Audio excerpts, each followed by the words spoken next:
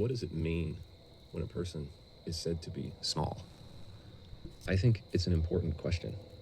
It might be the most important question, to the extent that human destiny is the product of human behavior, and human behavior is a product of something within, something that makes a person small.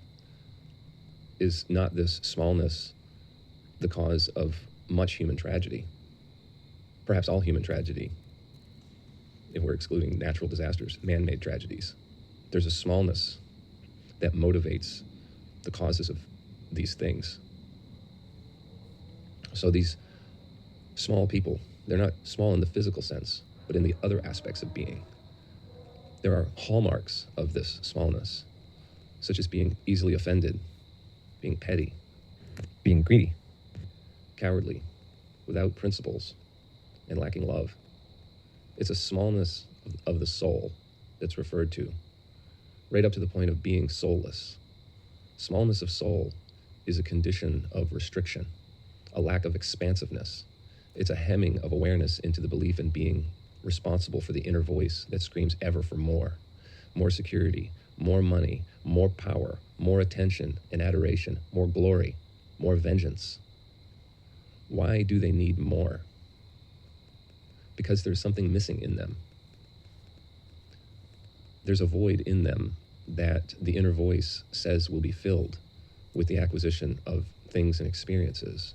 But in fact, the real reward that would satisfy this inner hunger is being devoured by the parasite that is that inner voice. It's being transmuted to its own level of vibration, leaving its witness to seek relief in outside things. The scheming to acquire, which is facilitated by that voice. That voice feeds the plans and sells the idea of pursuing something.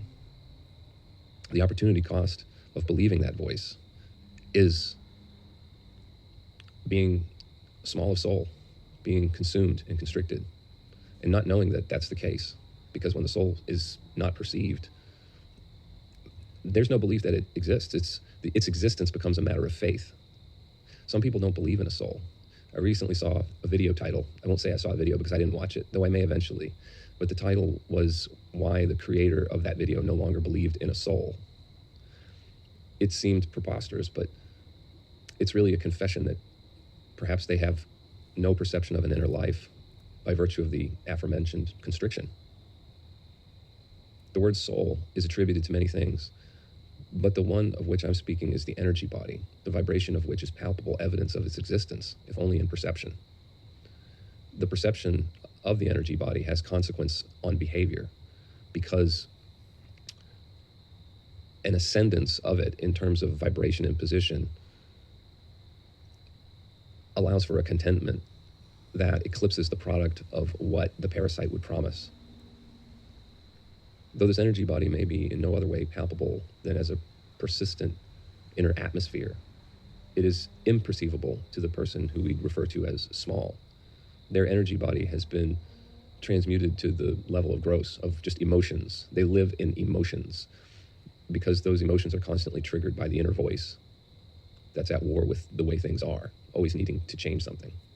They don't perceive the energy body because it has been so parasitized by inorganic entities, formations in consciousness that seek to bend the world to their aim.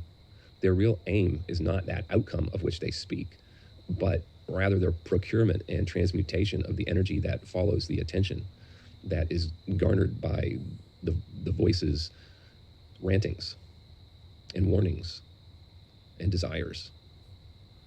The parasite gets the energy from both the host and those whom the host can recruit to its feeding by way of attention-seeking behavior.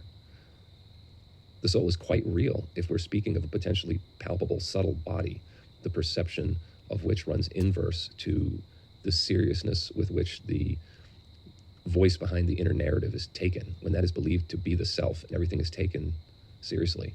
It's the hallmark of ignorance that says, I am this body, that belief in being that voice. Jesus alludes to this ignorance when he advises us not to fear the one who can destroy the body, but rather the one who can destroy the soul. The Bible also gives us a picture of the small, the soulless. In 2 Timothy chapter 3, verse 1, a compulsive liar, a convincing one, is a soul-constricted being in whom the parasite's narrative is taken as fact. It is literally, remember, Jerry, it's not a lie if you believe it. The compulsive liar is the gullible one who believes in the truth of that inner voice, the one they claim as their own but was really implanted by infection through conditioning. Who is the author of that conditioning? Where did it come from? Came through TV screens? Came through classrooms? Came through social interactions with people whose conditioning is also derivative of media and institutions? Someone else authored the one whom the audience takes themselves to be. Someone else authored that one. It was authored to their own ends, whatever they may be, material or eschatological. There's no space in someone like that. Just a head full of noise. The opportunity cost of unconscious identification with that voice is the quality of having a soul. People in high places who have been captured by vice and compromised, the motivation that drove them into taking the bait was that constriction of soul that renders it imperceptible as a source of contentment. The inner void that seeks to be filled with an unlimited amount of objects and experiences betrays the absence of a soul, the perception of which would expose the negative equity to be had in the pursuits advised by the parasite that feeds on the crop of emotional chaos that it sows through its whisperings about people's intentions or how things must be for the world to be as it should. That's all for now.